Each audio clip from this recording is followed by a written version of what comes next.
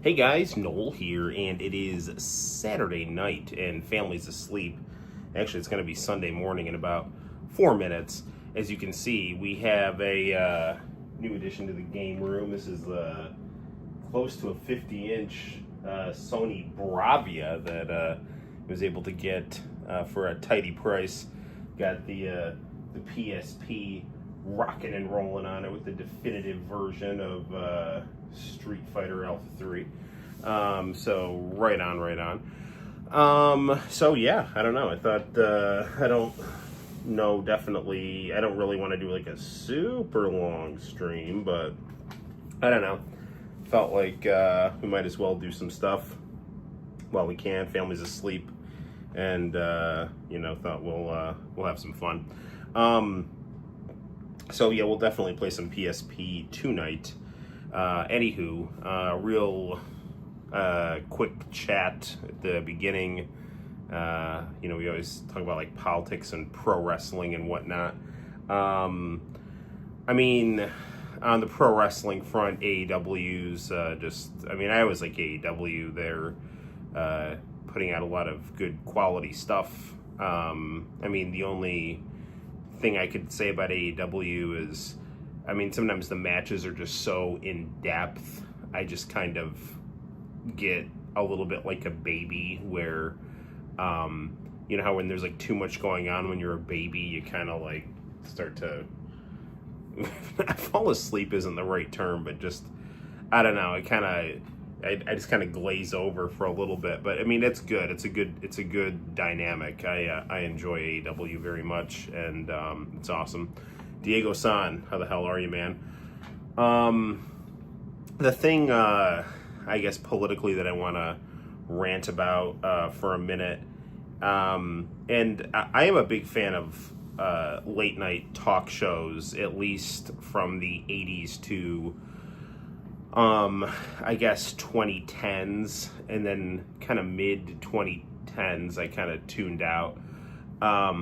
So Stephen Colbert is like trying to be a martyr in the media, and I want to talk about this because the liberal line is that Stephen Colbert is hey, Ukrainian XD, are you Leonti?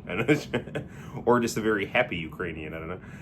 Stephen Colbert is acting like he's this like sad clown martyr of orange fascist man, and that's just not the case.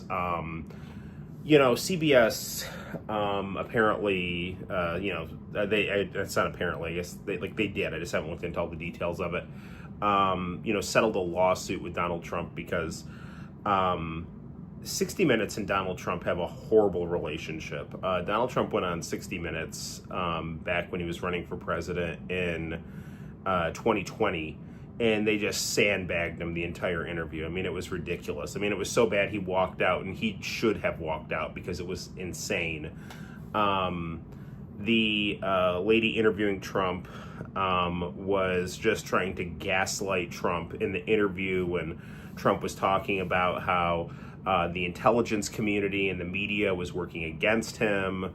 And she was just like, oh, you can't prove that. We're CBS. We're a source of credibility. And Trump was like, they spied on my campaign. They framed me for treason. And she's like, oh, you're lying. And he's like, no, I'm not. And then he's like, you can't prove that. And then he started talking about, Hunter Biden's laptop. And he's like, oh, you can't prove that. She was just totally just running cover for the establishment. And so he just got up and walked out. And then when he ran for president again in 2024, he just didn't even go on 60 Minutes. Oh, I should also say, like the first back in 2020 when he was running for president again, they also interviewed Joe Biden, and it was just like this stupid softball interview, like what kind of ice cream do you like and stuff like that. And so it was just, they were like totally subjective. And the thing is, like, CBS is like a public airwaves thing, so it's like you're supposed to get CBS for free. It's supposed to be like a public service type thing. He didn't go on 60 Minutes when he ran in 2024 because he was just like, fuck these guys. And he just went on like Rogan and Flagrant and all these podcasts and just kind of spoke his mind and, was a dude with dudes, and that really worked for him. CBS, they had Kamala Harris on, and Kamala Harris is just, no offense, just a blockhead. And so they like just straight up edited her interview to make her look like less of a blockhead. And so, Trump sued and they settled. And so that's what happened. Apparently, Stephen Colbert was like bitching about this, like, oh, CBS, you sold out, blah, blah, blah. And then CBS, not long after, I don't know, like a day or two or whatever, I don't know the exact timeline, said, this is the Late Show's last season. And people are trying to say, like, oh, this is, like, Donald Trump is controlling CBS, and, like, he's trying to silence dissidents, like the gallant Stephen Colbert. Stephen Colbert is, first of all, that's not happening, because Donald Trump doesn't control CBS, number one. Number two, Stephen Colbert is not a dissident. Stephen Colbert is an asset of the old establishment guard.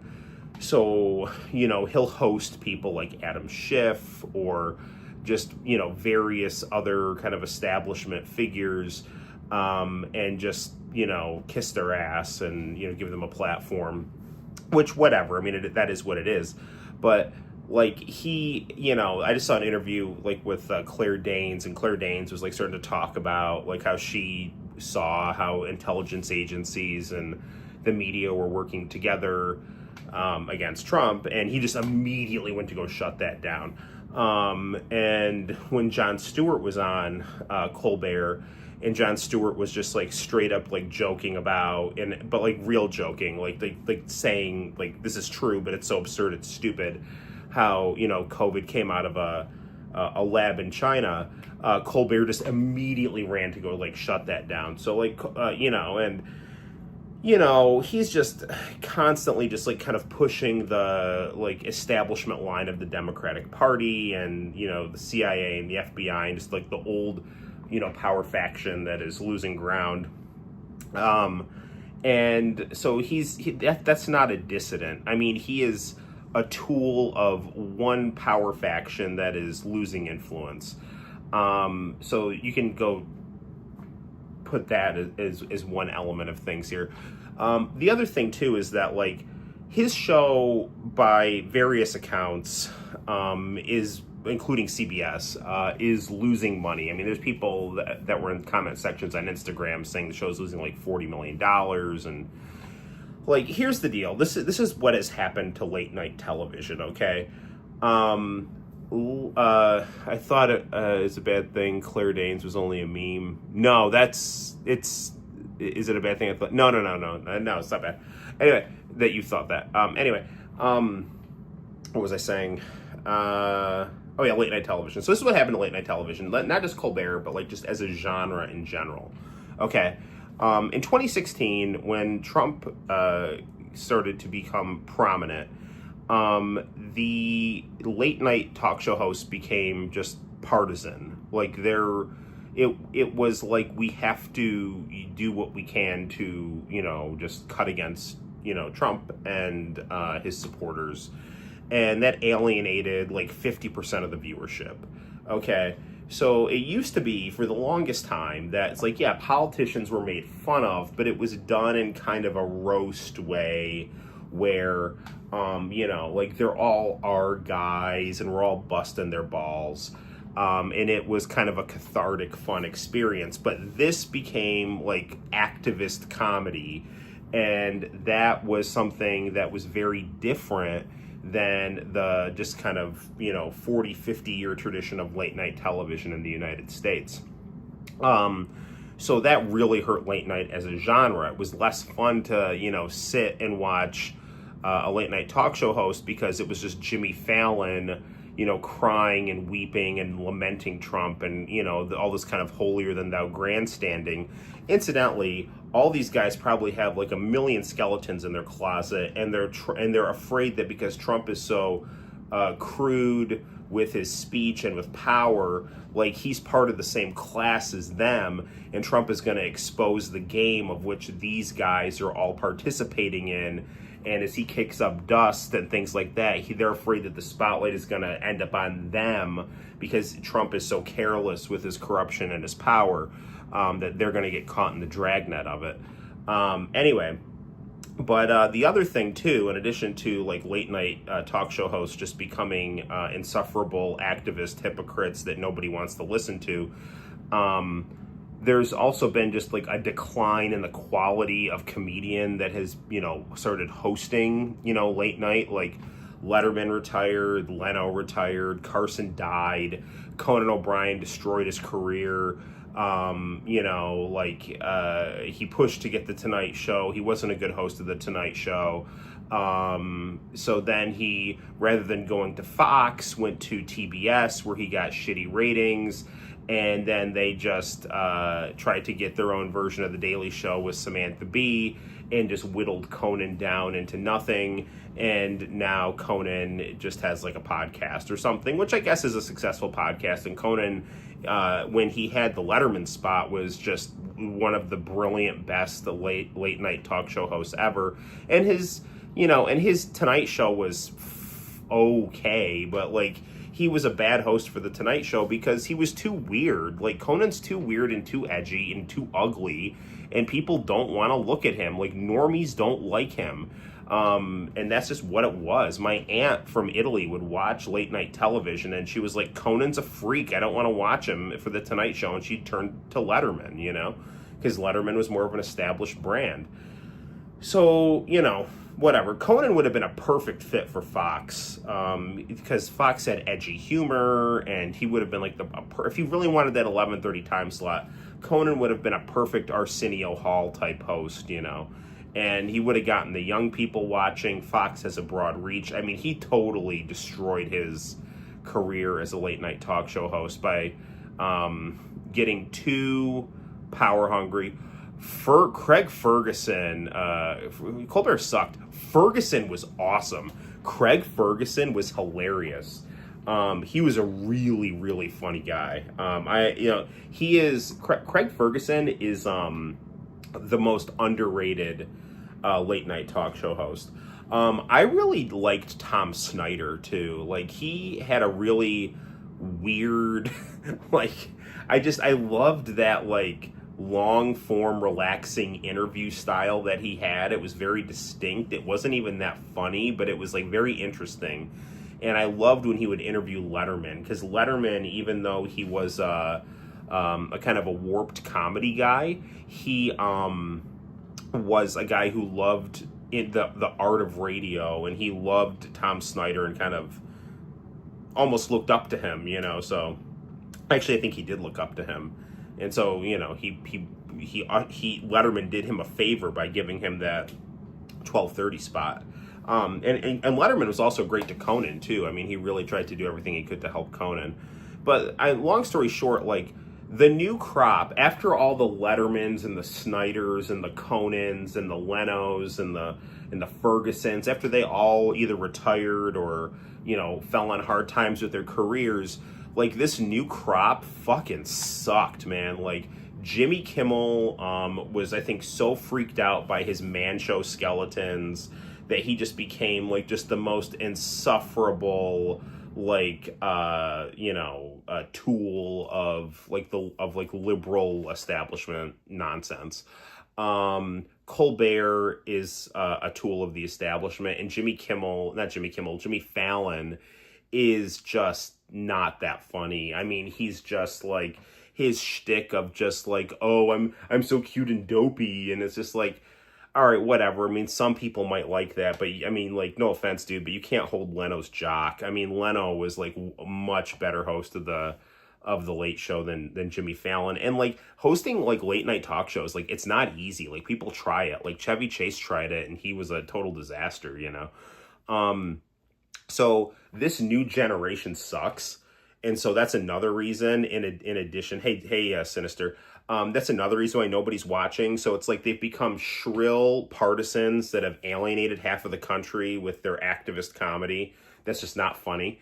Then the new crop of, late night hosts just is objectively way, way worse than like Letterman, Leno, Conan, Ferguson, all these guys. And then you add on top of that, another reason why the genre is dying is because everyone's moved away from cable. Like, nobody is watching. Well, I mean, there's some people are watching, but like, it's just, very, very few people are watching traditional television, through like cable boxes or network TV and things like that. So like, they're all watching, their Roku or their smart TV or YouTube or, whatever, Netflix. So, like, that's the other thing is, like, the whole, like, platform that had held people captive, that was, like, the norm, was, no longer had a monopoly.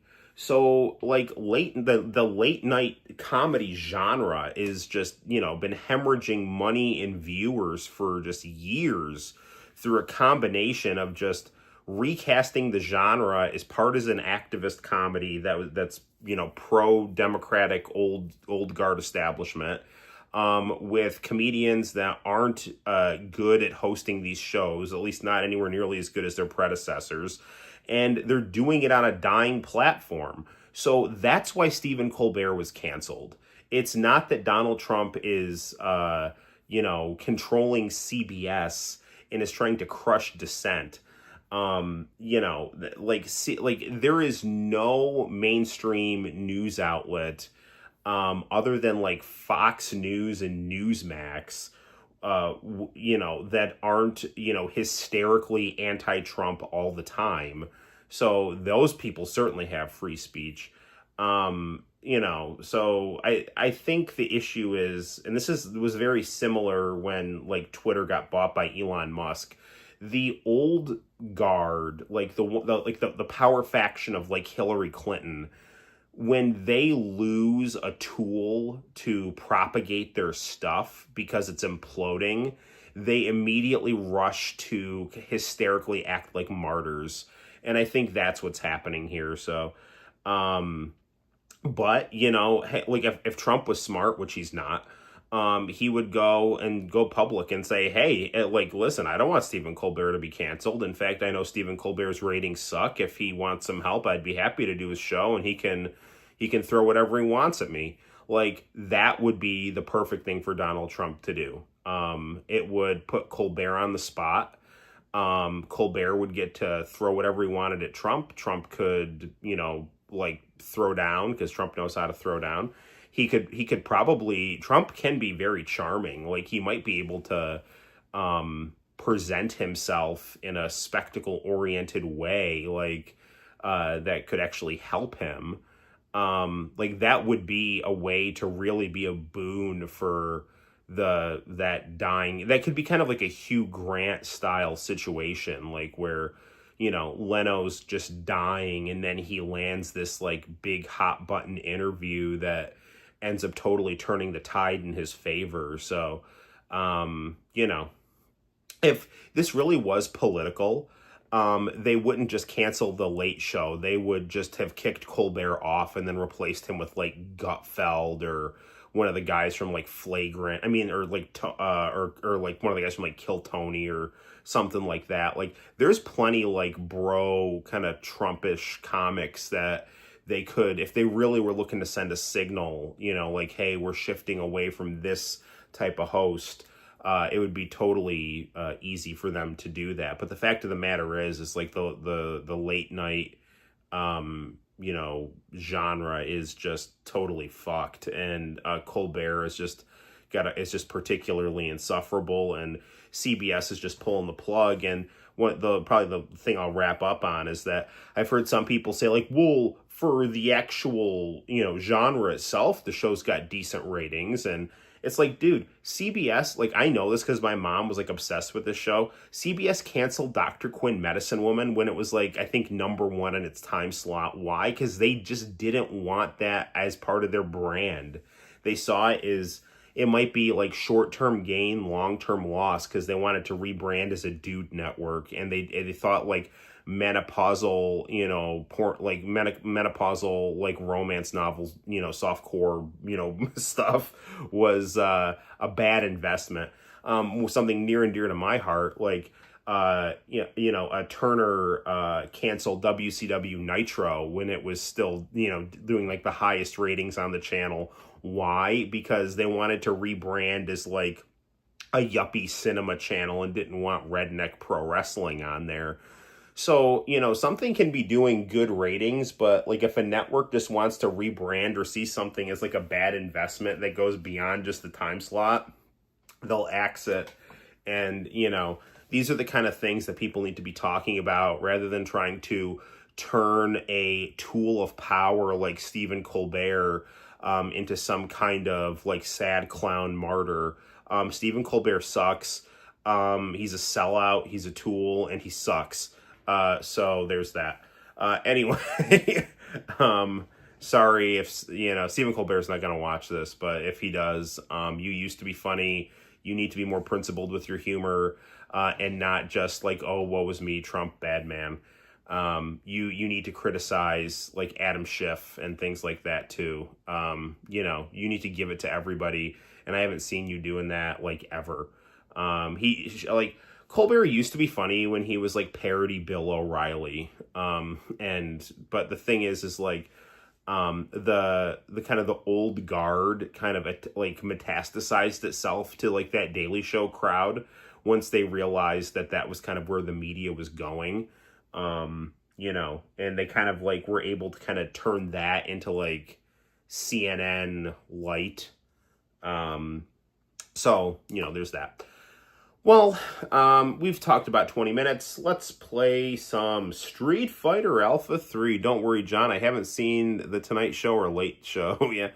Honestly, dude, I mean, I have the Noel Show, which is, like, my version of a late night talk show, because I love David Letterman. I love Conan O'Brien. I love Johnny Carson. I love Jay Leno. I love that, you know, celebrity interview coupled with monologue, coupled with warped skits, that whole just kind of collective experience of everyone just kind of watching some warped comedian talk to celebrities, and, you know, just kind of all of us just kind of have fun together. I love that genre, and I miss it, and I love that whole kind of drama with, like, Joan Rivers was, like, another one who was just freaking awesome, dude. Joan Rivers is phenomenal. She was so good at hosting Carson. Are you gonna play Sonic tonight? Maybe. Let's play some stars. We'll start off with some Street Fighter and see if we'll play some Sonic too. All right. So we're gonna check out the new Bravia set here. So got the PSP going. Let me get this a little bit down more. I think this is as slow as it goes. All right, well, then we'll just have to adjust the camera here. Street Fighter Alpha 3. All right, I don't have a remote for this TV yet, so...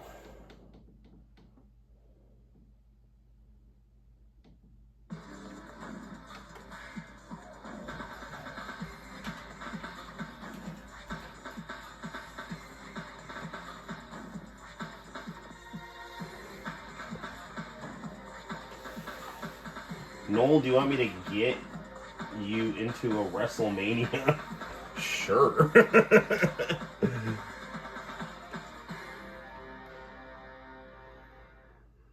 Street Fighter Alpha 3.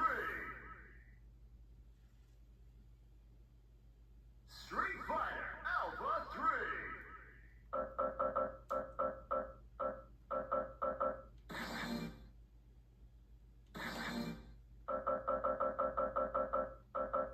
Let's do 2 rounds.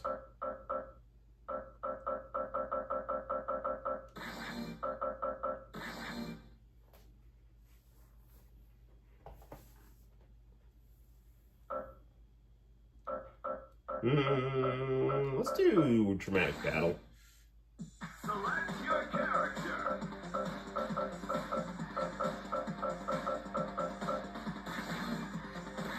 Select your fighting style. Cammy and Ryu.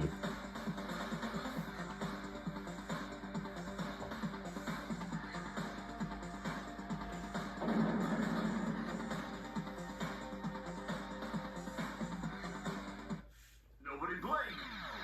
Triumph or die.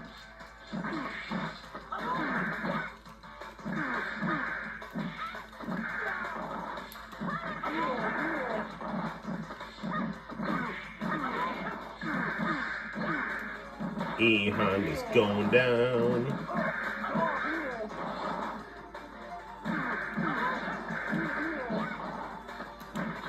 There we go. You win.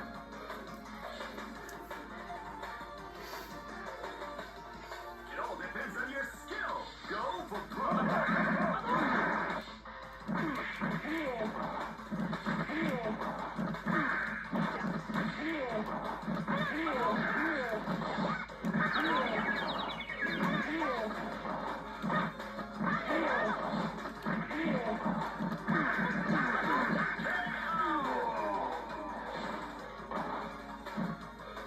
There we go.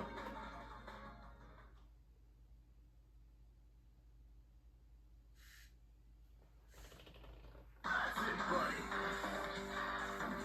Man, the music on this game is just too darn good. Oh, stop.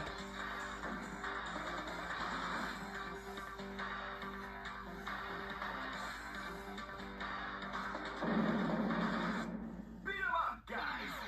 Triumph or die.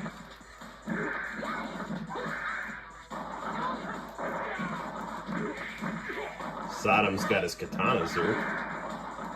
Final fight style.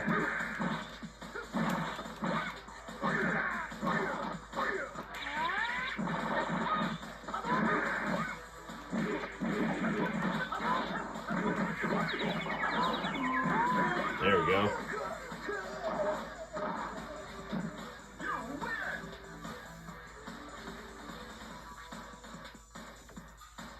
Let's party. Go for broke.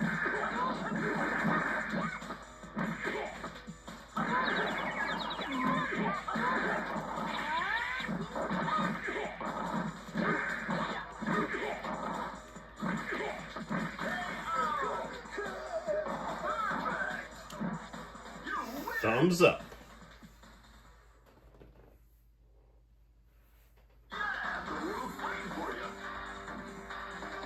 The world's waiting for you.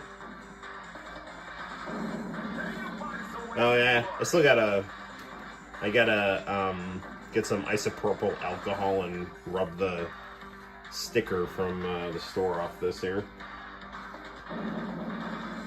T-Hawk, a proud native man. I'm shocked they didn't use Alpha Max in the latest collection, because this is the definitive version of Street Fighter Alpha 3 here. I just got a new battery for my PSP, so I don't have to constantly be charging it, you know. Got one off Amazon, and it's not too shabby. Now I just got to go to Lowe's and dispose of the battery so it doesn't, like, you know, explode. Those lithium batteries, they'll tell you, man.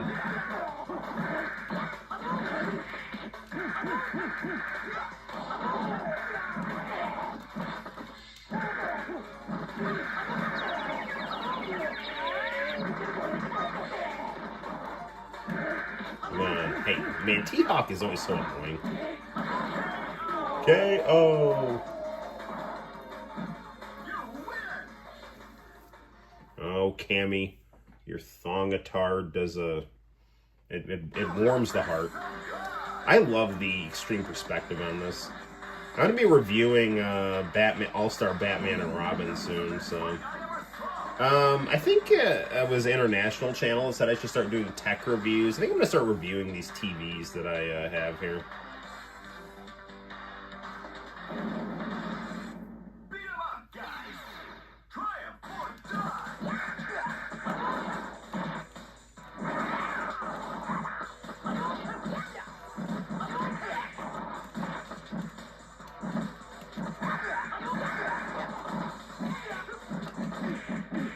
Yeah, I saw this TV today at Cortland Reviews, and I wasn't gonna get it, and then I was like, I looked up reviews on it, and everyone's like, "Oh man, it's a great TV." It used to go for like $1,500, and I was like, I gotta go back and get this. I have to stop going there. Like, I love going there, but I can't just buy TVs all the time. I mean, I can, but I don't have room for them.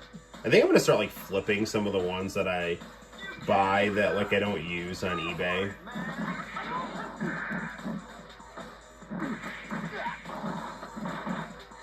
Because I buy them for $10 there, but I see these, they go on eBay for between 40 and 50.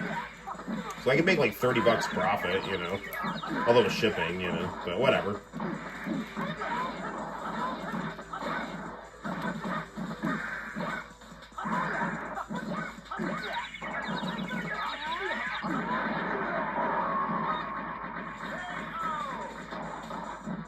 Too short.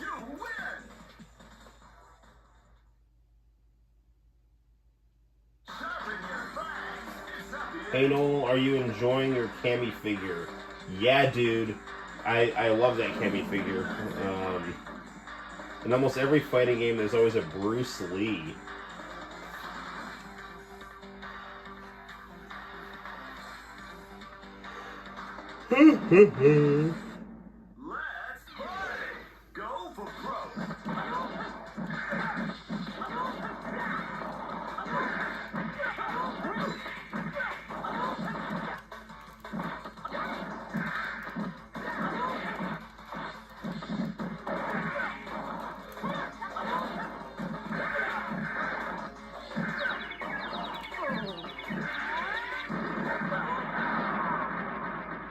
Nice.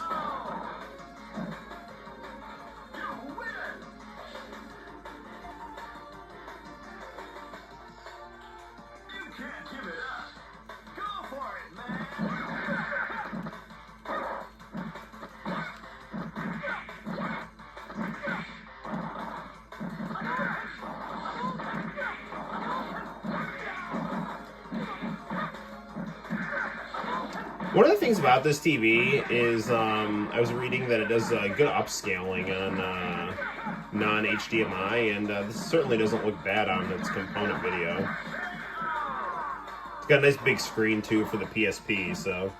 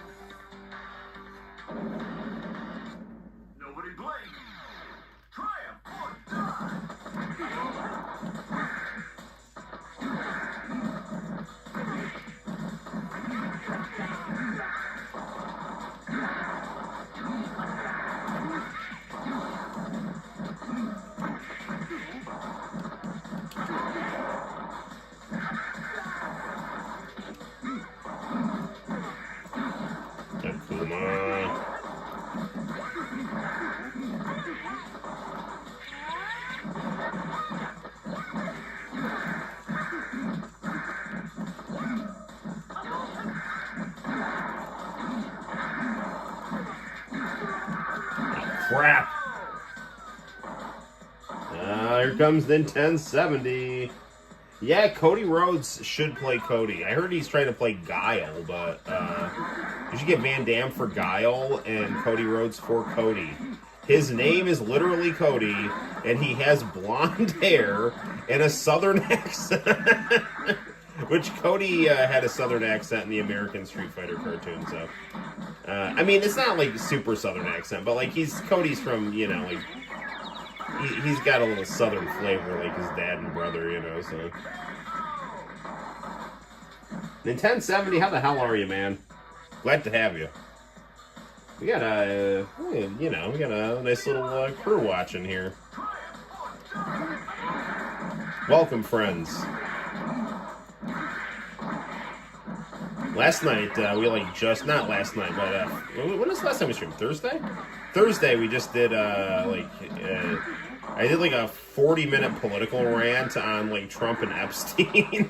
Then we watched international channel tapes. No! Real! There you got him there. Alright. You know, Clay playing Donkey Kong Bonanza. Alright. How is that? I hear good things. Do you have a Switch too? I can't do it, man. It's too expensive, and it's just, there's too much rigmarole. I like my regular Switch.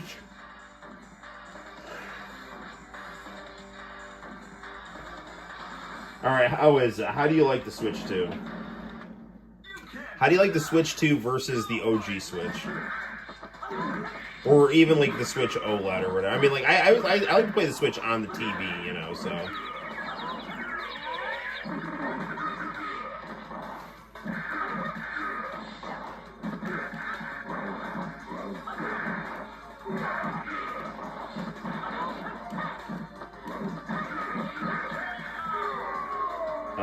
It's improved. What's better about it? So like if I'm playing it, say I'm playing Switch on the TV, like what's better about the Switch 2 than the original Switch? Like what's the difference between, let's say, like the Switch 2 and like the PS5?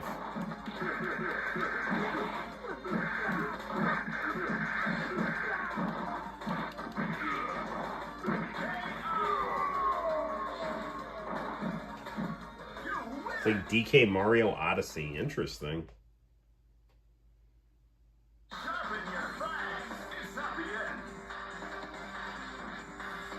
Switch 2 has GameCube app. What is that? What's the GameCube app?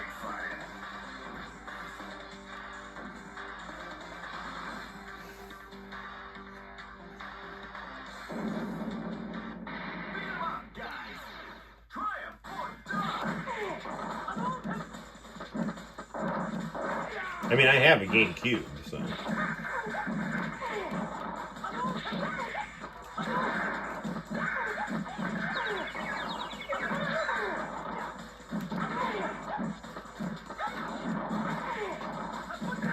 There we go. Its own library of games. Does it come loaded with games?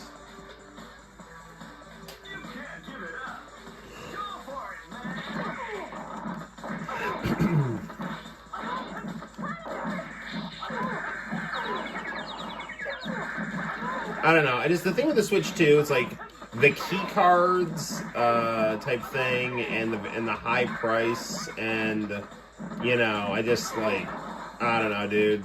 Like, I don't know. It just seems like kind of a hard sell off the bat, you know.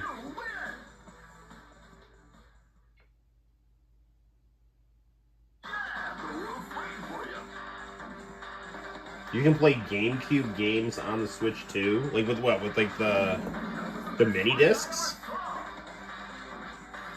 You can play the mini disc GameCube games on the Switch too? Get ready, fighters. Go for it.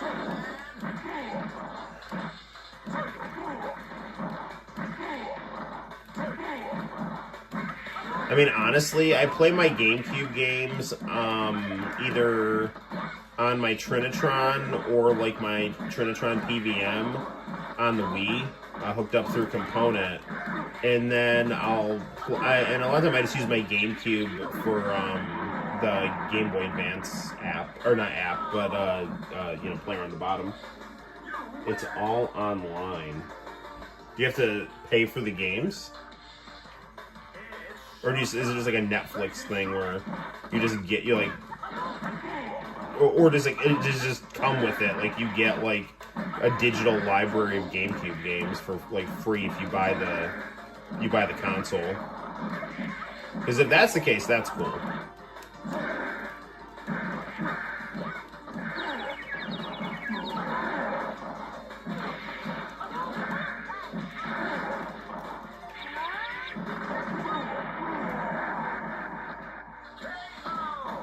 You have to have a membership. You're sounding less and less appealing, my friend. How much is the membership? How much is the subscription?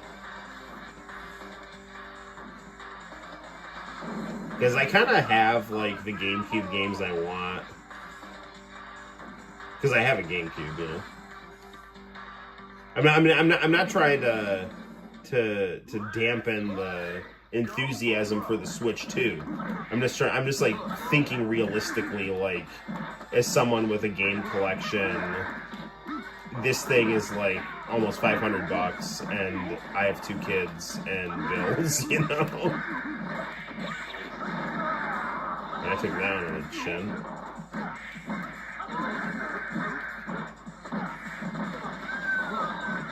Like, I really like the PS5, but like I waited quite a bit to get it, you know, and I don't regret that. It's very much like the NES and Super NES games on the Switch service. Okay, I gotcha, man.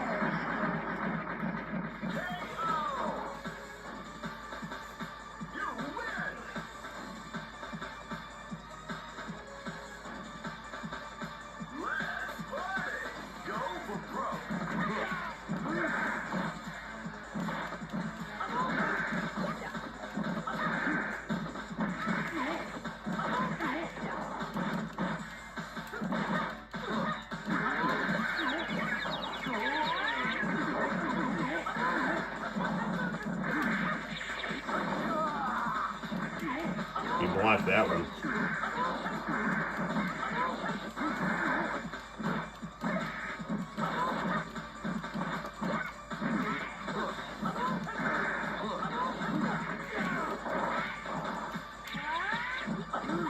Oh, you... There we go.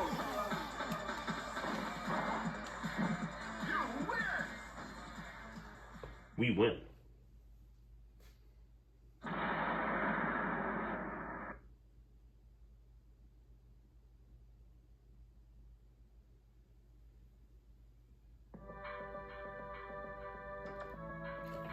Nothing like just sitting back and watching some well-deserved credits. Woolen 1070, I'm sure there's gonna be some good games that like the Mario Kart and the Donkey Kong definitely look really cool. But I'm sure something's gonna come along on the Switch too, and it'll be like, you know, when I get my tax money or Christmas comes around or something like that, you know.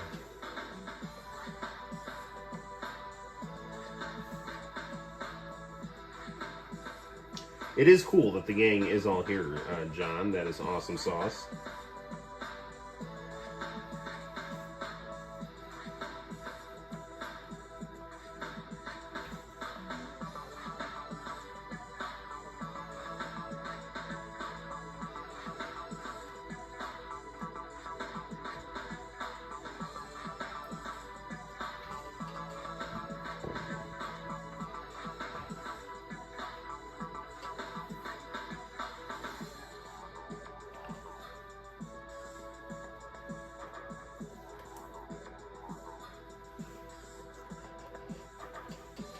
All right.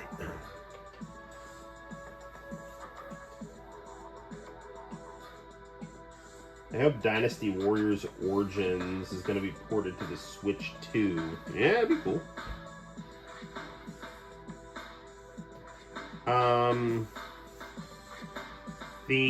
It's already out, but I'm gonna hold off till my next paycheck. International channels here. Oh, dude, the Pacquiao fight. How was that? I forgot that was tonight. How'd he do? Was Canelo fighting in that? On that card or not? I thought I saw something about him fighting too, but it was a draw. That's crazy. Street Fighter 6 in Yakuza. Oh, you got Street Fighter 6 in Yakuza 0. Cool. How's Street Fighter 6 play on that? I mean, I have Street Fighter 6 on PS4 and 5, so, you know, I probably don't want to get that just on the Switch 2 if I get a Switch 2, but, which I will, and I'm going to end up getting one at some point, but,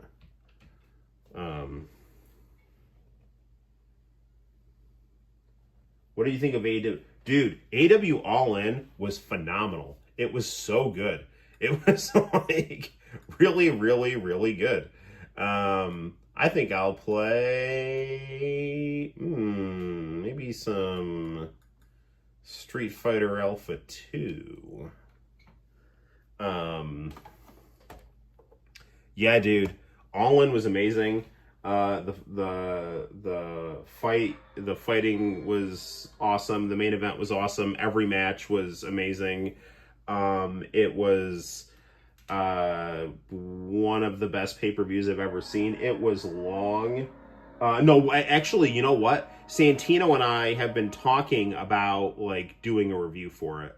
100%. So Santino's been saying like, oh, we got to do a review for All In, and I'm like, yeah, and so we will for sure. It's just a question of you know, when. So, but we'll definitely do it.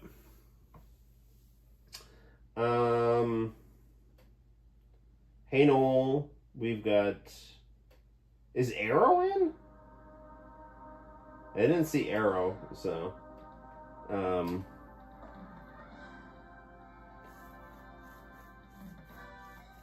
So, international channel. I got a Sony. This is like knocking around 50 inches. I don't know if it's quite 50, but I got a big old Sony Bravia TV, and so I have my PSP hooked up to it. So we just did a run on Street Fighter Alpha 3. Now we're playing Street Fighter Alpha 2, the PlayStation version of it here. We played Alpha 3 Max.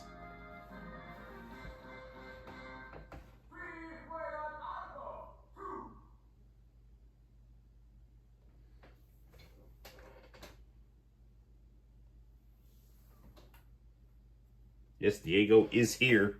I saw Diego saying San Diego Comic-Con is coming up. You going to that, Diego?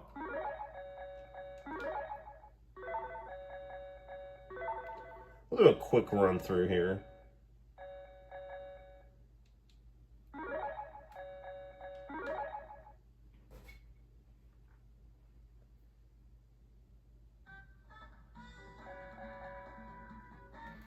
So we got, like, looks like the camera's getting a little cut off here. I think that's right now. Okay, there we go. Yeah, let's be Sakura. This was one of the, I think this was the first game I got from Buy Right Games. And the disc came all scratched. But, you know, what are you going to do? I got it on the PSP now, so.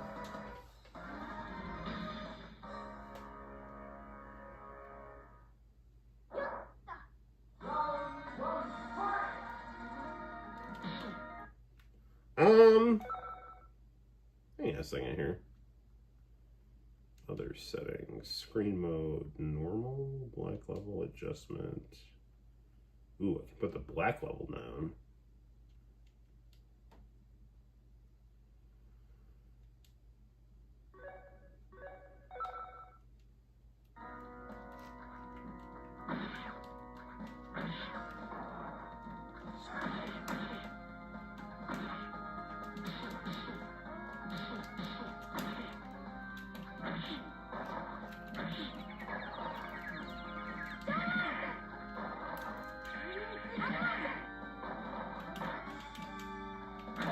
There we go. It's super difficult to buy into Comic-Con. That's such bullshit, man. Comic-Con's gotten too commercial. It used to be about the fans.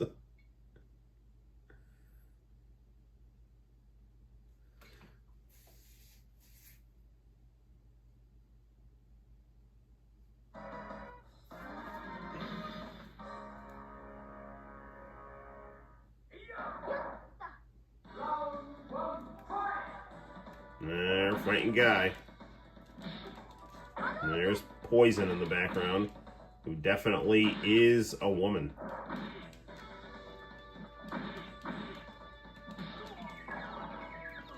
Cody and Jessica here.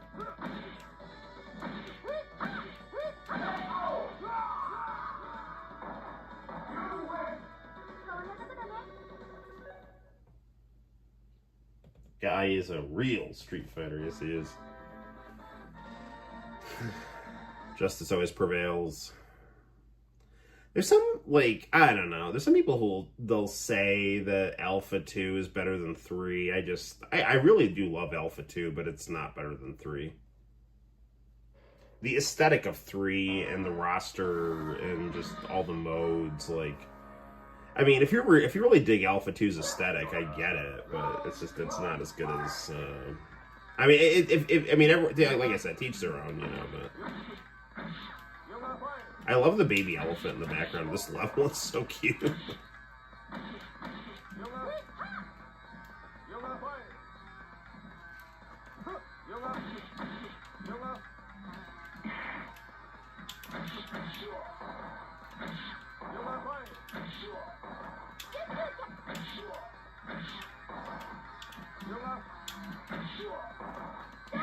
There we go. Poison is a female. Is that true to real life? Well, yes, Poison is a female, but there was some controversy because like there were women's groups in the when the release of Final Fight came out that were like getting upset about the idea of a woman getting hit. So Capcom kind of, you know, tried to retcon it to say that after they'd kind of developed the character to say like, oh no, it's actually a transvestite. Even though like there was nothing that looked like a transvestite there.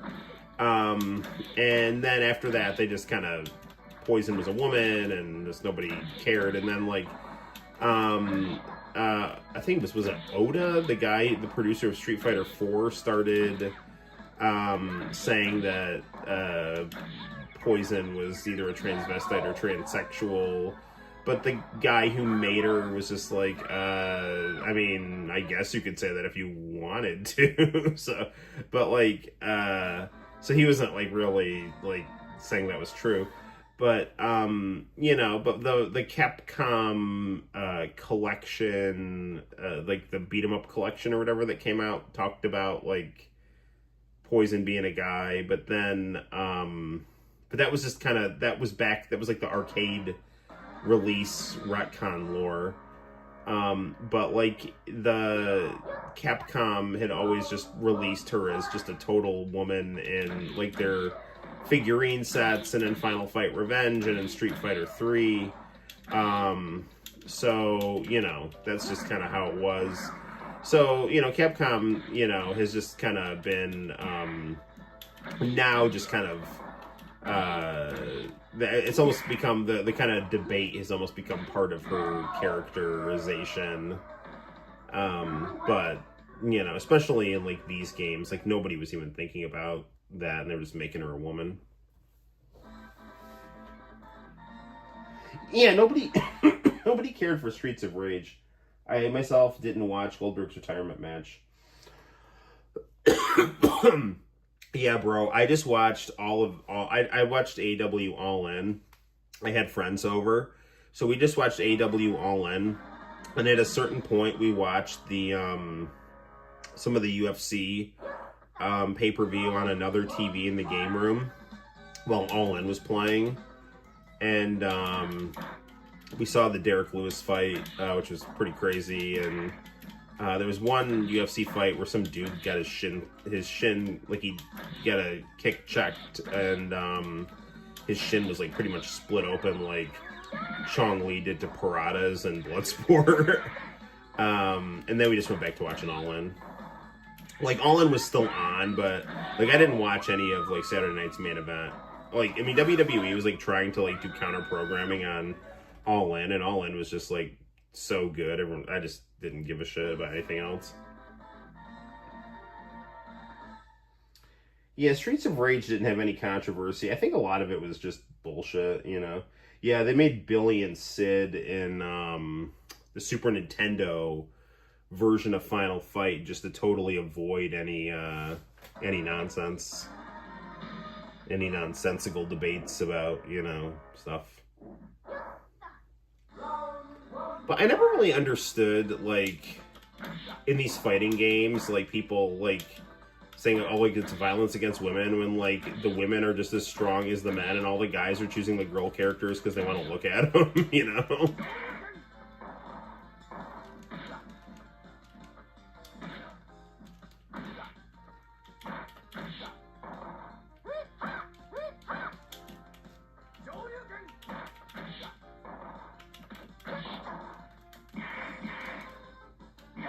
There you go.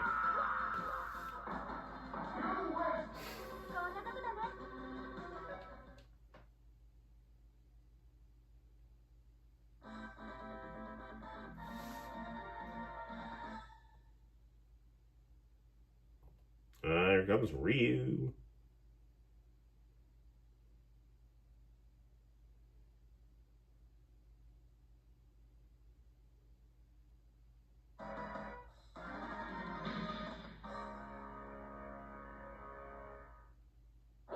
Nice level.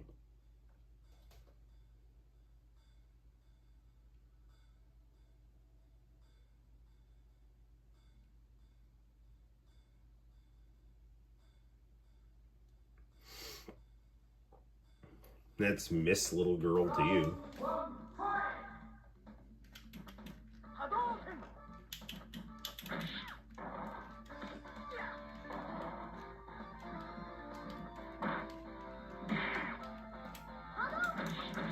Man, he's bringing the heat here. I gotta be careful.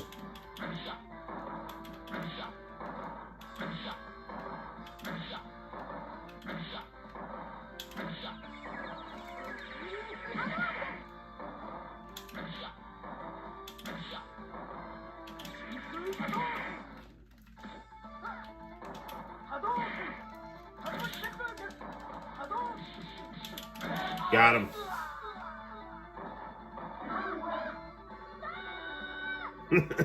I love her getting hit in the head with her shoe.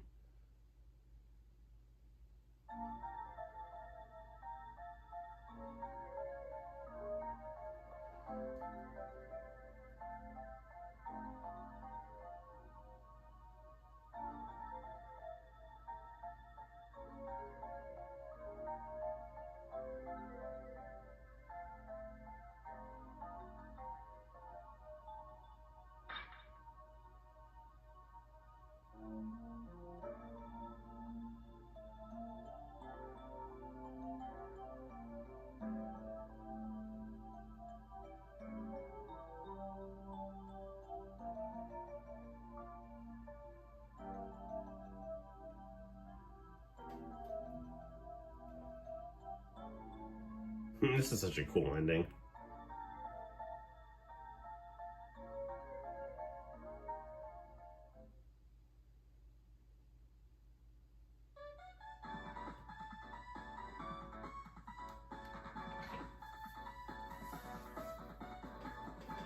Yeah, man, I love this kind of character design here.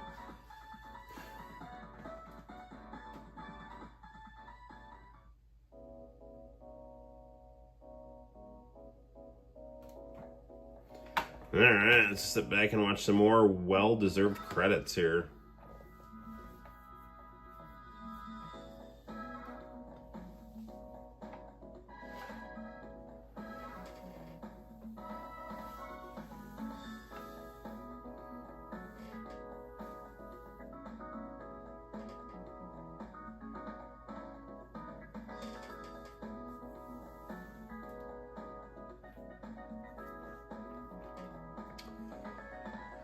I think we should probably.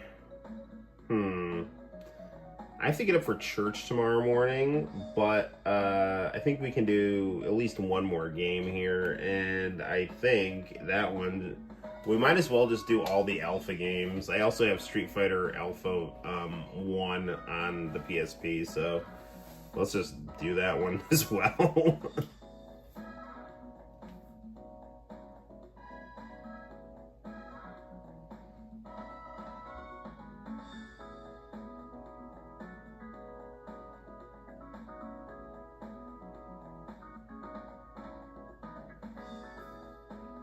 This will be the Street Fighter Alpha stream.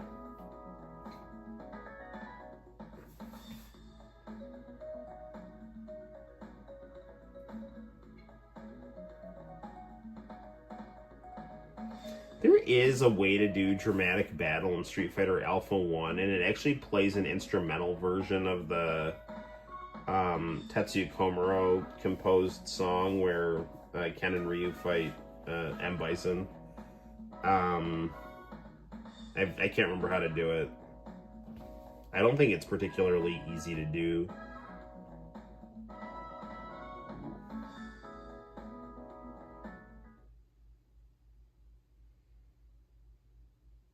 Hey, nice. That's going in the thumbnails. Game over.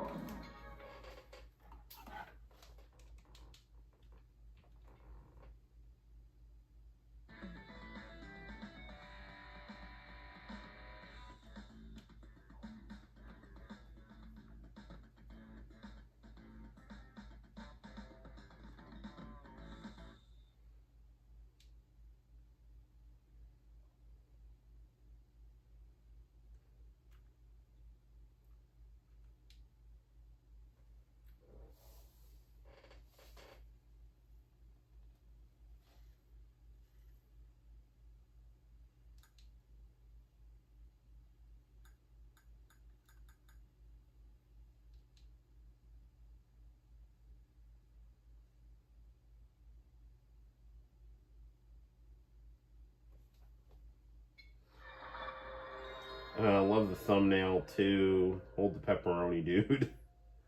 John says, Noel, I have something cool to tell you. What is it, John? What is it, my friend?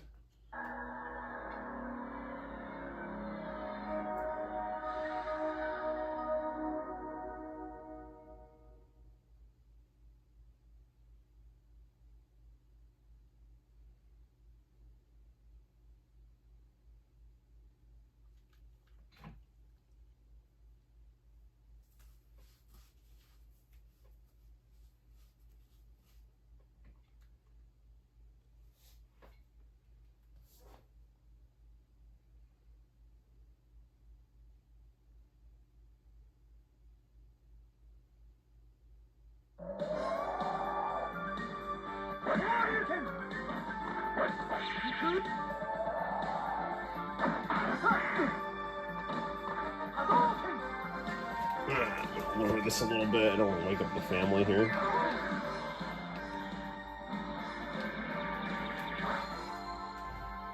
It's Lisa versus Vega Sama.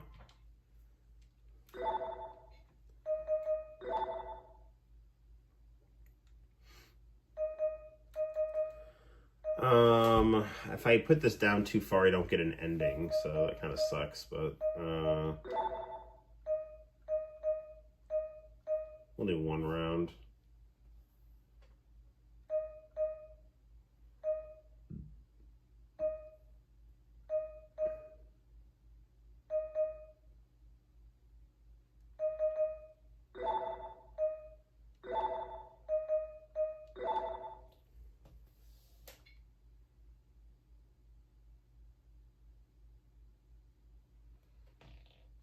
That sounds awesome, John.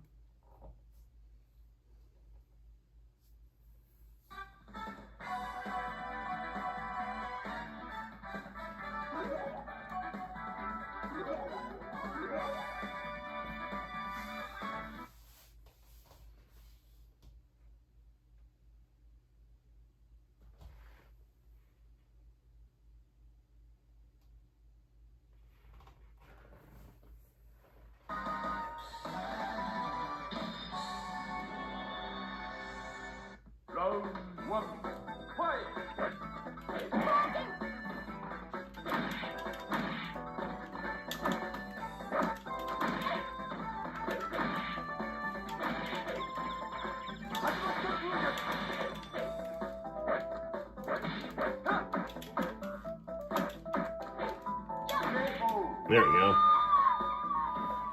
Yatase.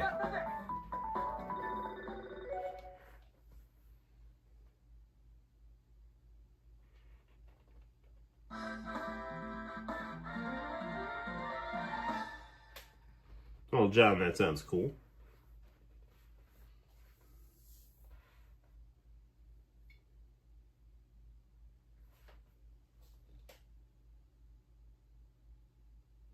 Yeah, it's kind of weird. The Street Fighter 6 redesign of Ken. It's kind of like a hobo or something. Here comes a guy. Let's get in front of that flyer of Street Fighter the movie here. Some sexy schoolgirls in the background there. In front of the Son convenience store.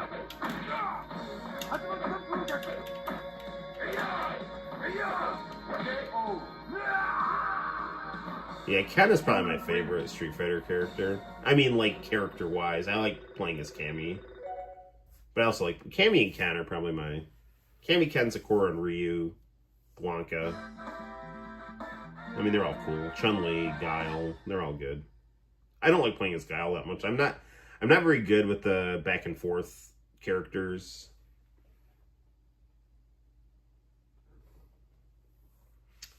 It'll be interesting how they develop the story in Street Fighter 6 as, you know, more revelations are explained and whatnot.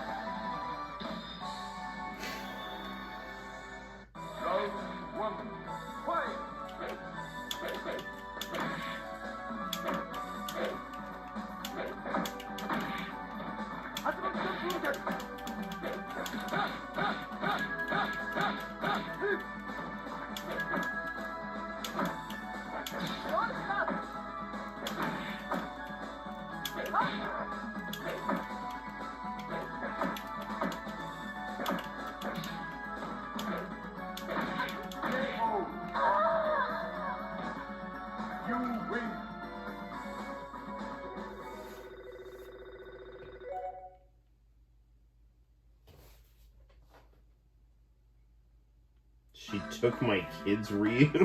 What? What are you talking about? Eliza took Ken's kids? Wait, what? Is that what's happening in Street Fighter 6? I thought Ken had to, like, go undercover as, like, a homeless person, or, like, had to, like, forfeit his money or something, because people were like, there was some conspiracy that he was involved in or something. But I didn't know, like, Eliza was, like, acting like some, you know, gold digger. That doesn't sound right.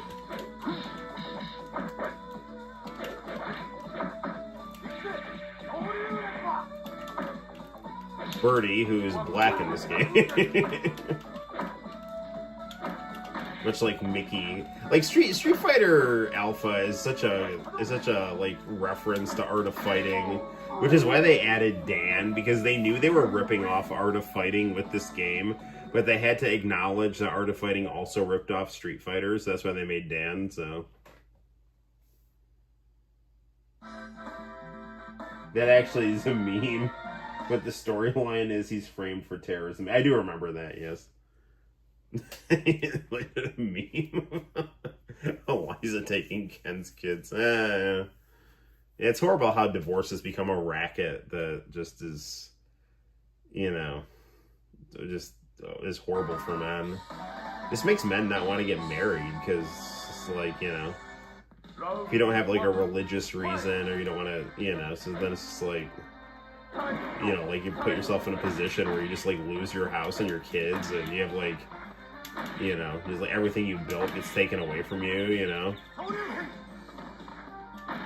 and like the horror of losing like primary access to your kids is just, I can't even imagine. I don't know, God forbid.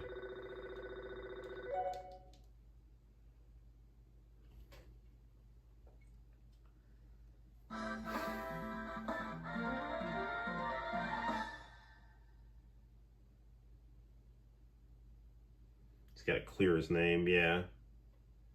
I have Street Fighter 6. I like it. I've played through the arcade mode and stuff.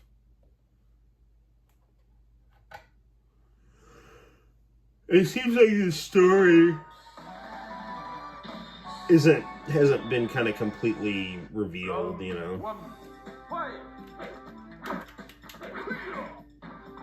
She took my kids from you. that's I'm gonna be laughing at that one for a while. Has anyone heard Drake's new song? What Did I Miss? That song's that's some good stuff right there. That song's awesome. Living well is the best revenge. Don't forget that, fellas.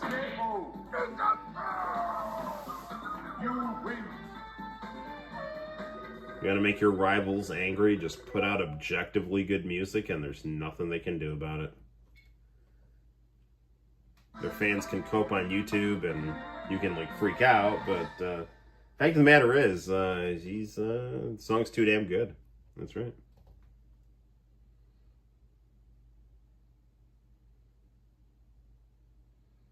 Yeah, we just got to make sure the kids are good.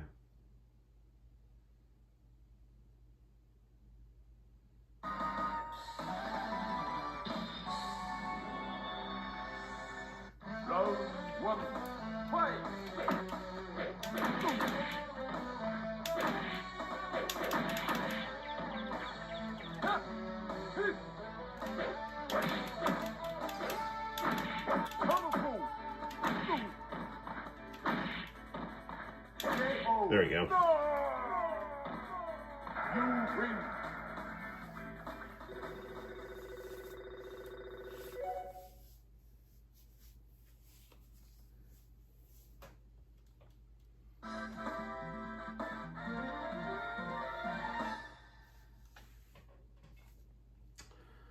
Final one.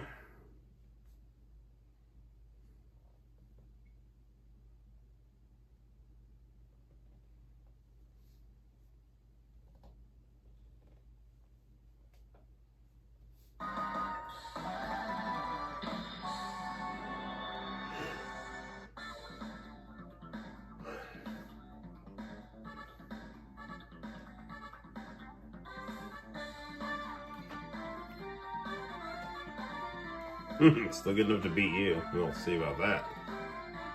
Round one, fight!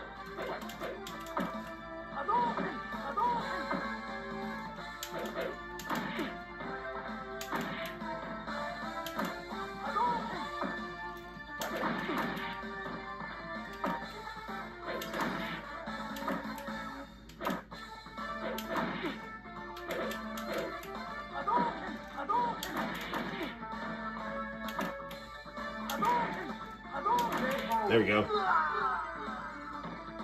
You win.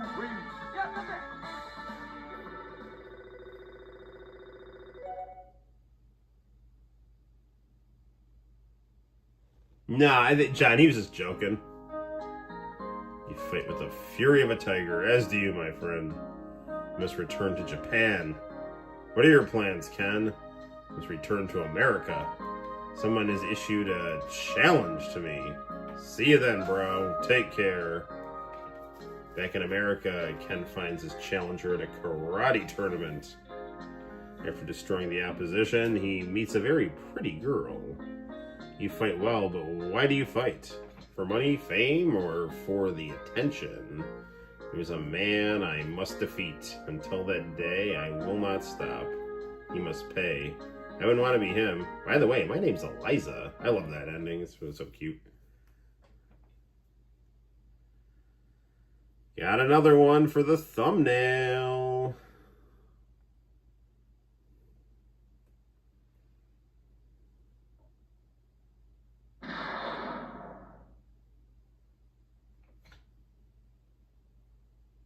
Someone new has entered the fight. Wait, what?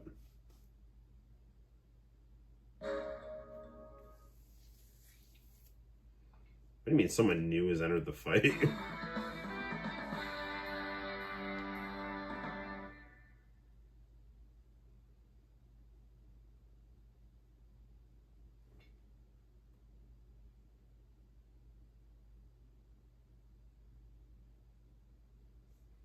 Is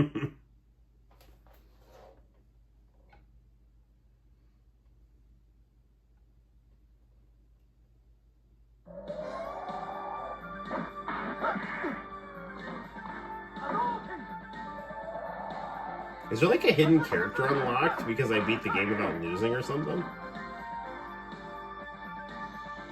I don't care.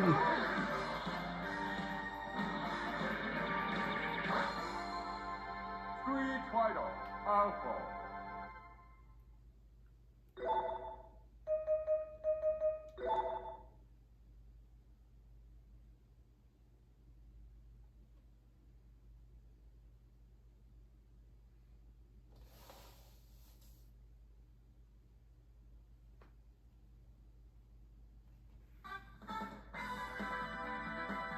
No, man, I appreciate that, brother. They're not here if they're there. Yeah, International Channel, I love having you on the stream, brother. I love chatting with you, man. I don't know. Let's play something else. Yeah, I do know M. Bison, Dan, and Akuma are there. What do we got on my memory stick here for video? Noam Chomsky talking about Leninism. You probably don't want to listen to that. It is really good though. Let's you know what I want to do before I wrap up the stream here? I am interested to see I hooked the Dreamcast up to this TV. Let's see how see how VGA looks on this bad boy here.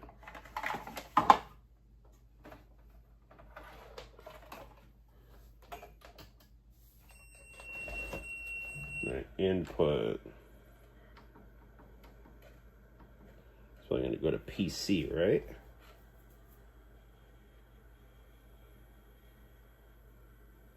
How do I get the resolution up?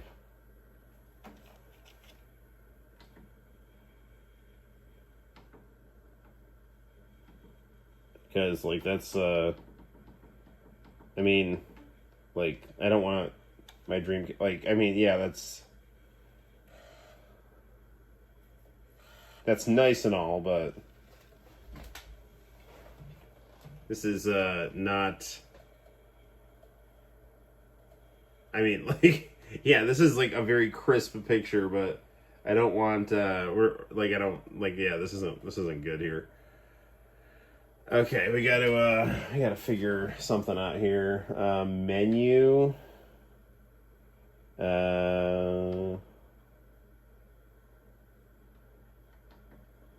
Input.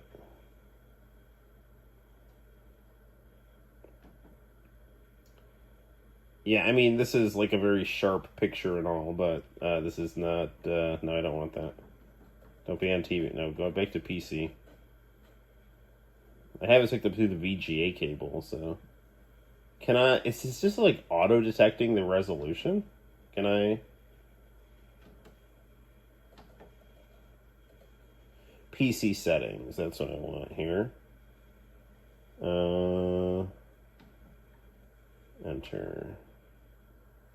Auto, wide mode normal. Full. There we go. Full 2. That's, okay, there we go. Alright, that's good. That's a nice picture. Alright. Vertical, and then I can like align it. Vertical center. Alright, I think this is good. And then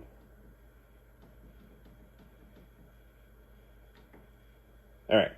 But I have the speaker in the I just saw your video on your paper about wrestling being a spectacle of labor. Yeah, dude, that was a research paper I did. I hope you liked it. I had a lot of fun writing it. My professors were kind of like lukewarm on it, but I mean, I thought it was interesting. So hopefully you enjoyed it, and I really appreciate you taking the time to check it out. Dreamcast looks great on this TV. I need to adjust the speaker on it, though. I must have it in the wrong audio jacks. Hold on, fellas.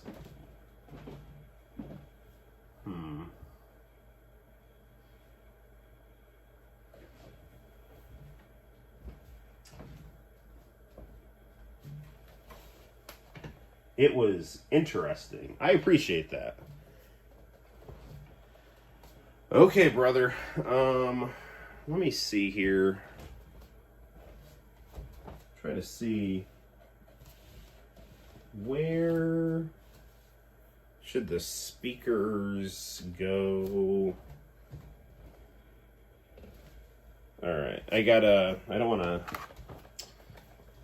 This is such bullshit here. This looks great on this TV, though. I like the Dreamcast on this TV. It's nice. All right, hold on, fellas. Okay, what do I got here?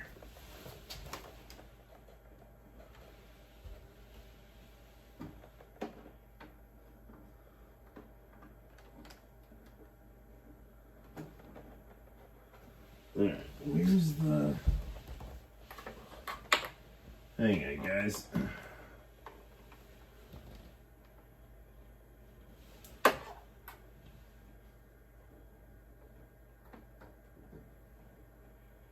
Where's the audio for this?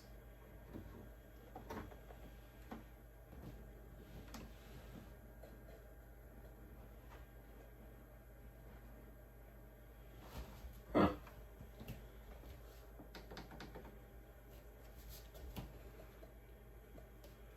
That's weird.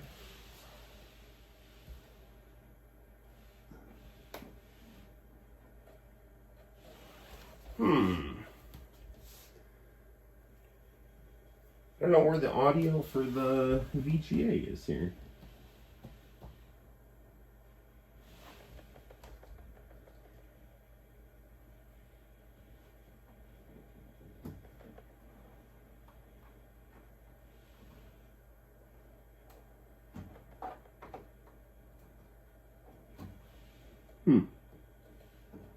Very odd. Well, we'll have to solve this problem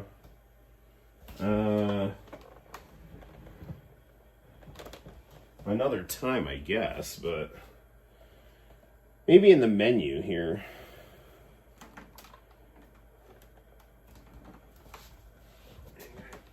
Get out there, buddy. All right.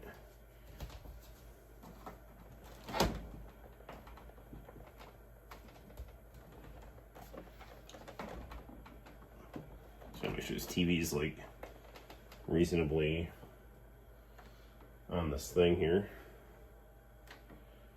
All right, menu, speaker on, PC settings. That's, I don't know. Well, we know that the video looks good on the Dreamcast, at least. Let's, before we wrap it up, let's check out the PlayStation 4. You can upload your third grade math homework and I'll watch it. Yeah, my math homework's not good, dude. I was always bad at math. Alright. Let's check out the PS4 here. Well, the next thing I'm going to be doing is I want to do a review of Batman.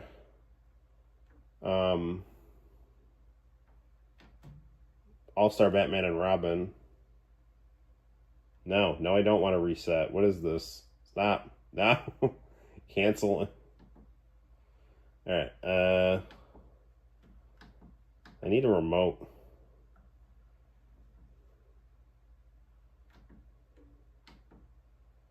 Alright, what is it? HDMI 3, I think, is the PS4.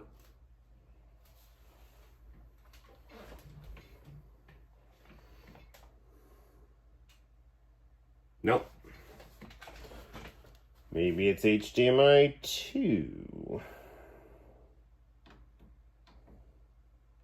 No, that's menu. There isn't one.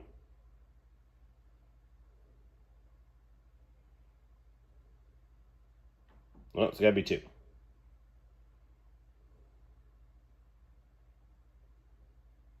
There it is. Okay.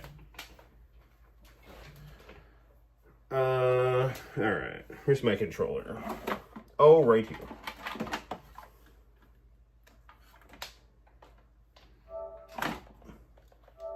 Man, PS4 looks nice on this TV. You know, I think White Tiger said she wanted some Sonic, so let's play some Sonic here.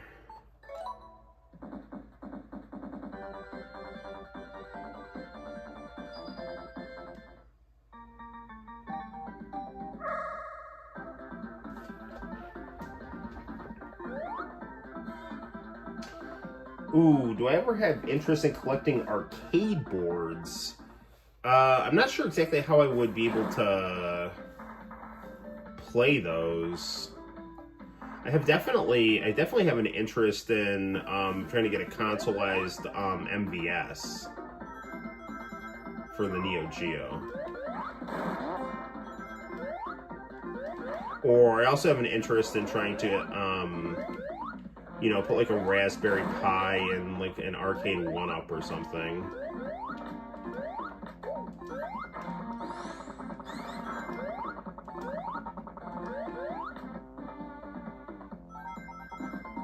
Yeah, that wrestling paper, I mean, you know, I was trying to show how... What the hell happened here? What? Did the PlayStation 4 shut off? The PS4 just shut off. What's going on here? Uh-oh. Everything, Oh, somehow the plug came out of it. Whoops. That's weird.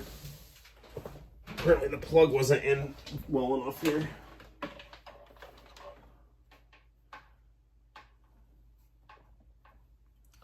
I was like, why'd the PS4 shut off? And apparently when I moved it, the plug... Because when I put this TV in this TV stand, I must have... the PS4 plug must have gotten jiggled. This is gonna suck though, because now the PS4 is gonna be like, oh, we didn't shut off properly, so.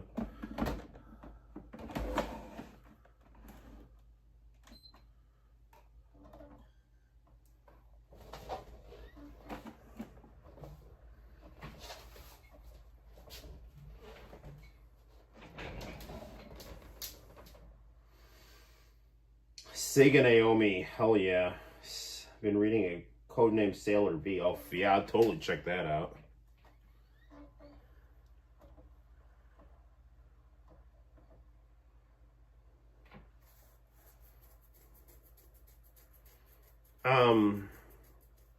Yeah, that wrestling paper, I mean, the thesis was basically that, you know, wrestling during the 1980s reflected a very kind of the kind of the spirit of the age, which was like patriotism, you know, kind of simulated idealism, very much like getting over the Vietnam syndrome, America triumphing, kind of 1950s style cartoon characters.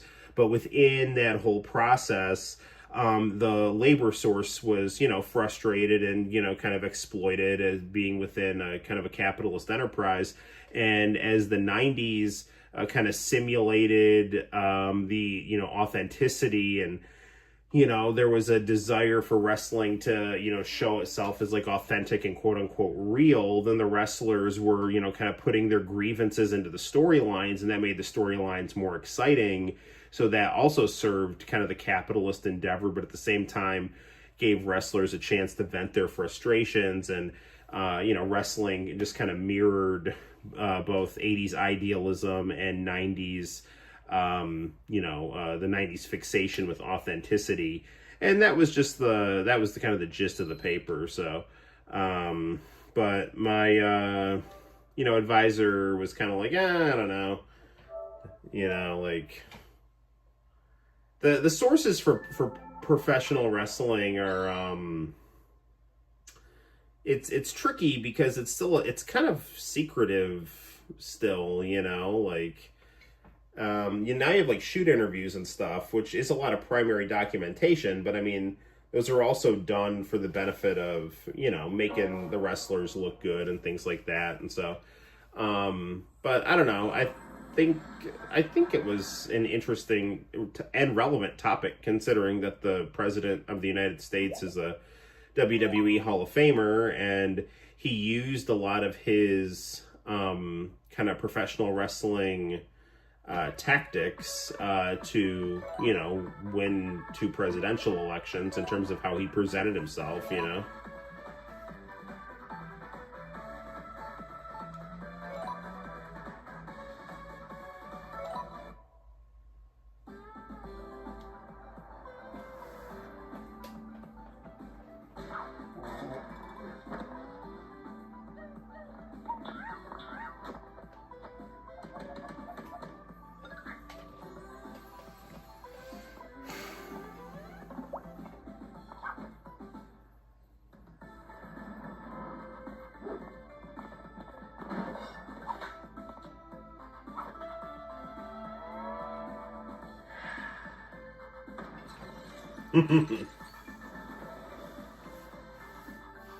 Yeah, dude, PS4 looks awesome on this TV.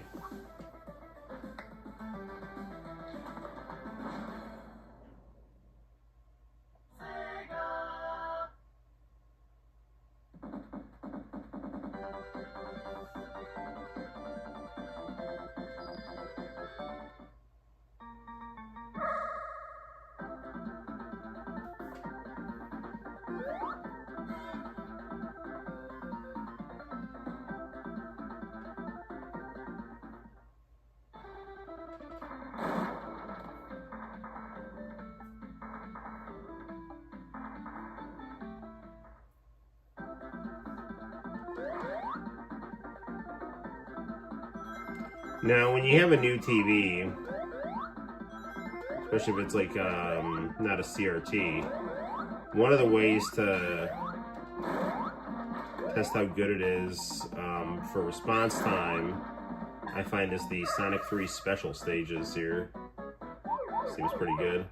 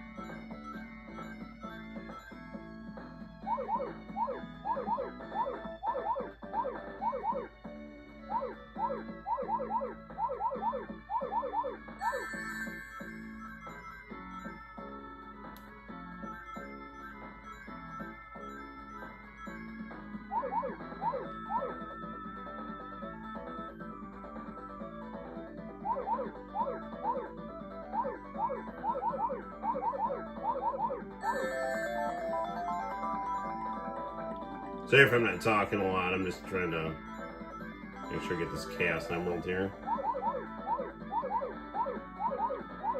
There we go.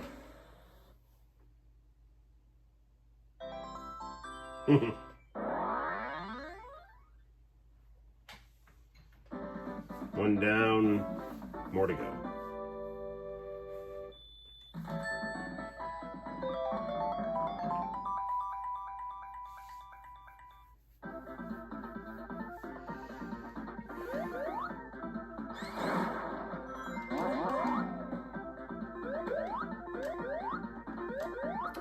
Well, thanks to Coral and Reuse, I mean, I don't know, with, 4K TVs now and stuff, I don't know, I know these aren't, like, as considered as sought after as they were, but I think I do have some really good flat panels for retro gaming, you know. I have, you know, an Aquos, a Bravia, and a nice Dell rotatable monitor that I can use for, you know, the shmups.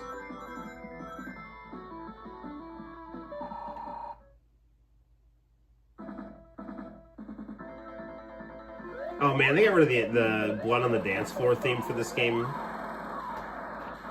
I didn't pay attention.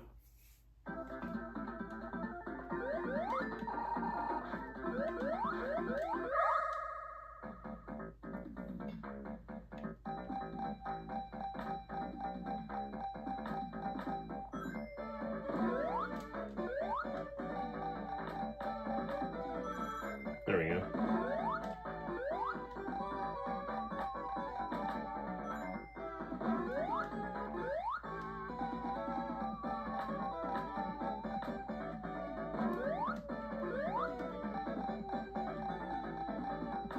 No. No, it's not good.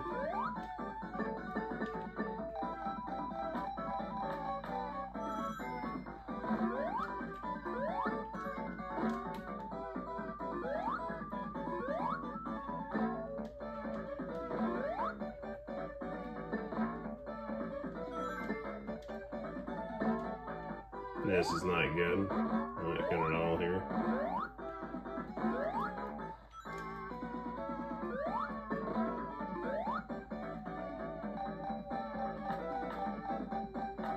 Ah! Man.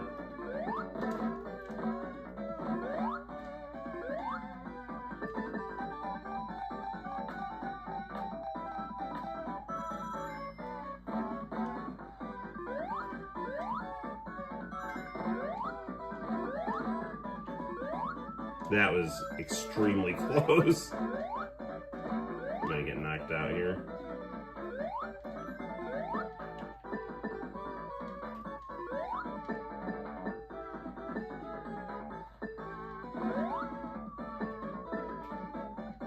Damn it. Ah, well.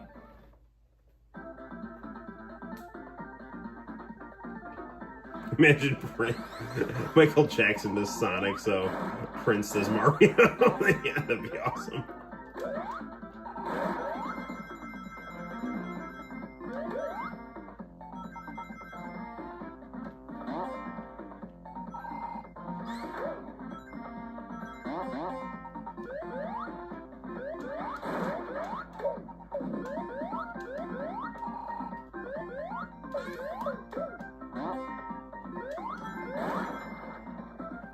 Oh, I have a fire shield. Yeah, you're screwed now. You can't hurt me.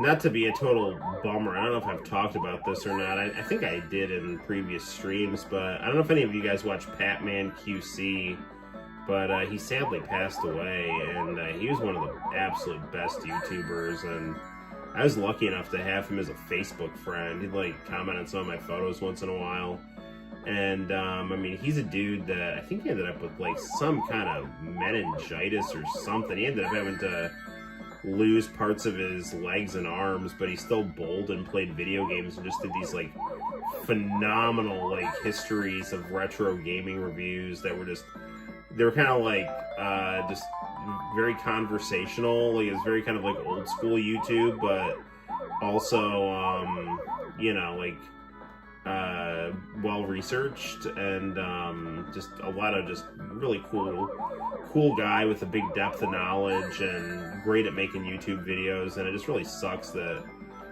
he ended up passing away. And you know, I really miss seeing his new videos. He used to come out on Saturday afternoons, you know. He was just the coolest hell, and really, you know, inspiring. There's someone who, you know, he was still bowling and playing games and like doing like gaming conventions and stuff, even though he had like lost parts of his, you know, he like had no hands and had like fake legs, you know. He had the inserts, you know, so not the inserts, I don't even know what they're called, right? I'm just late, I can't even think straight. But, you know, he had like the things that you put on for fake legs, like when he amputated from like the knee down, you know.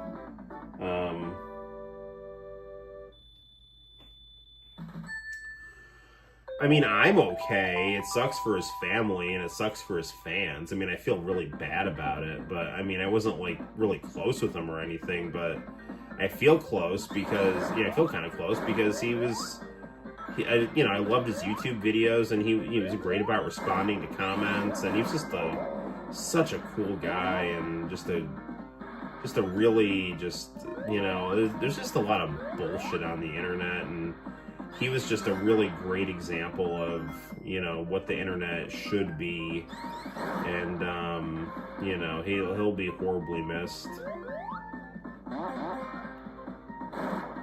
The last video he did was history on Mario 3, which that's one to go out on if you're gonna go. You know, if you're gonna go, that's not a bad one to end on, you know.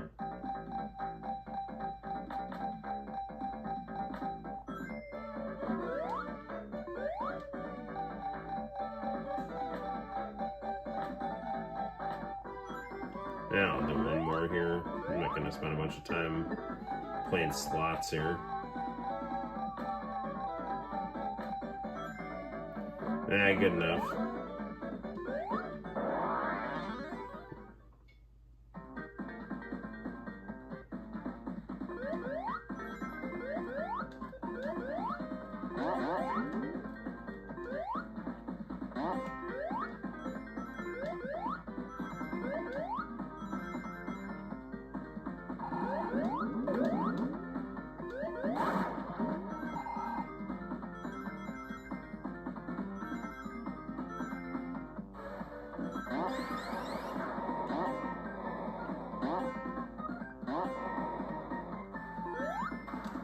Damn it.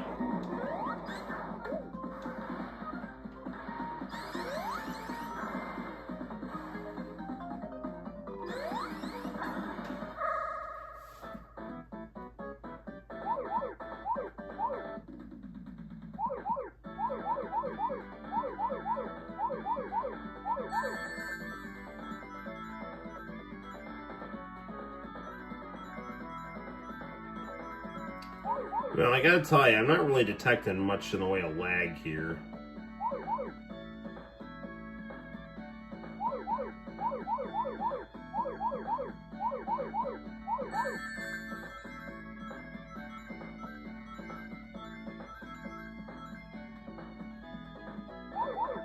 I mean, for Sony, who makes the PlayStation, I would assume that they'd have a vested interest in their televisions not having lag.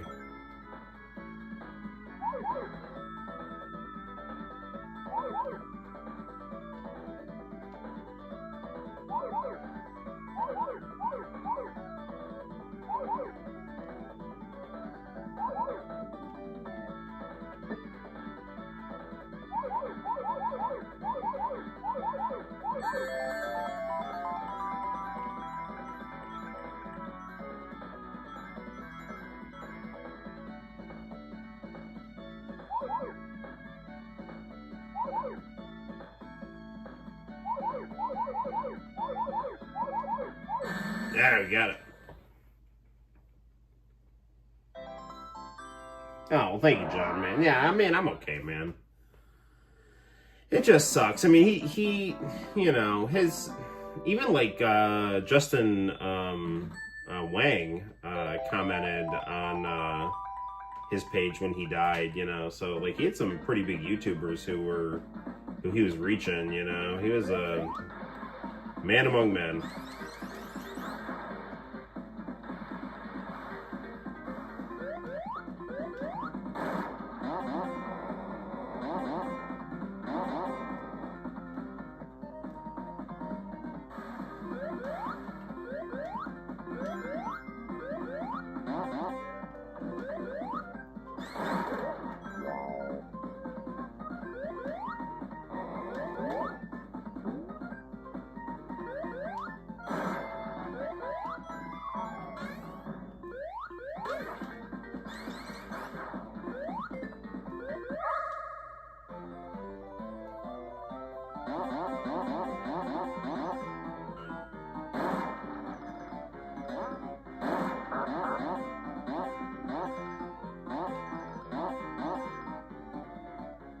I'll go with the lightning shield. I don't think there's any more water I gotta worry about.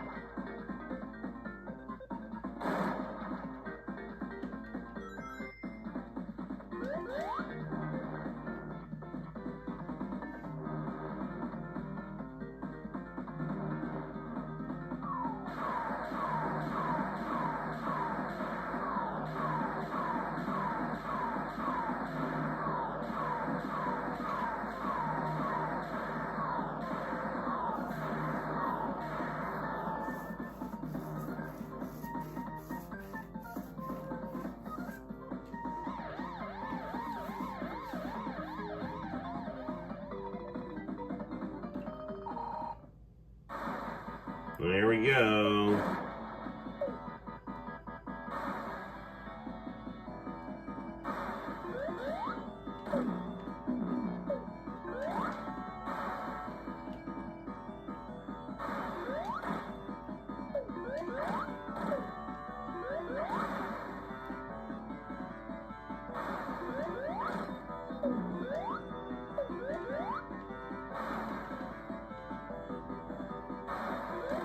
Got you.